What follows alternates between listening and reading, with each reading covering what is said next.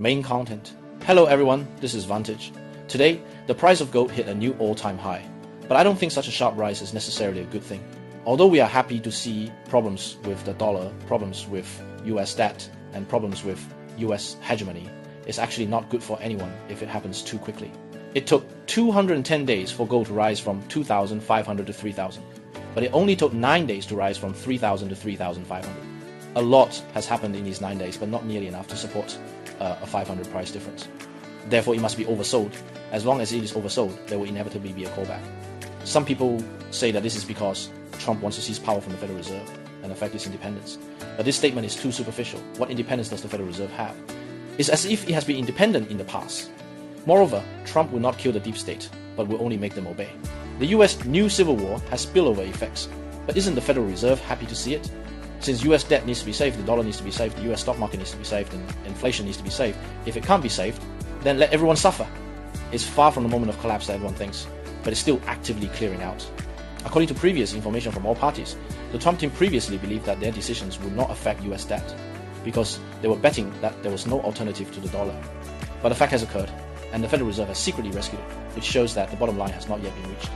Powell has 400 basis points in his hand, and if it really doesn't work, he can cut interest rates sharply and pull it up immediately, so he can remain calm and can't admit that there are problems with US debt and the US stock market, and intervening now will be bad.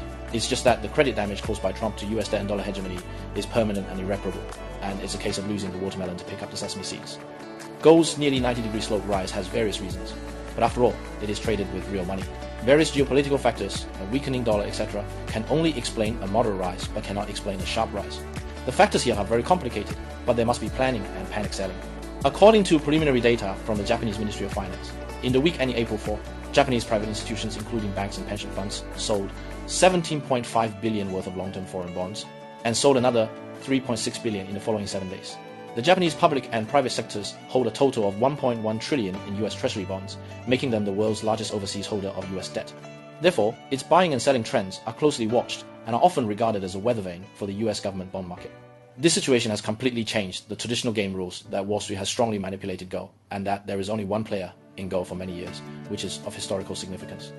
Central banks around the world are stepping up their reserves of physical gold and transporting it back to their countries, and the leased gold that central banks have rented to market makers is being recalled one after another, and the United States itself is also buying physical gold. In the past, shorting gold futures and suppressing gold prices for arbitrage was a well-known old routine, but in the current situation, short sellers are being squeezed severely, and if they want to use arbitrage again, they have to see physical positions. This means that in the future, it is not impossible for the dollar to suppress gold, but its ability will be greatly reduced, and the cost it pays will become higher and higher. In the short term, because economic recession will actually suppress inflation to a certain extent, if it really doesn't work, the Federal Reserve will probably come out to save the market. Only when a new round of interest rate cuts begins will gold continue to move upward. At that time, we will also introduce a series of policies, and the capital market will be better off. However, during the interest rate cut, there may be increases at any time anyway. The credibility is gone. If this kind of thing that breaks through the bottom line happens repeatedly, the dollar is still there, but dollar hegemony will really become more and more untenable. And once this process is too fast, it also means that a hot war is approaching. We are now in a war, a very comprehensive and definite war. Catchphrase summary: gold surge is not a good omen. Dollar hegemony is shaking. The world pattern is changing, and we need to protect ourselves in troubled times. I'm Vantage, exploring the world with you. Quantum flip, magic unfold.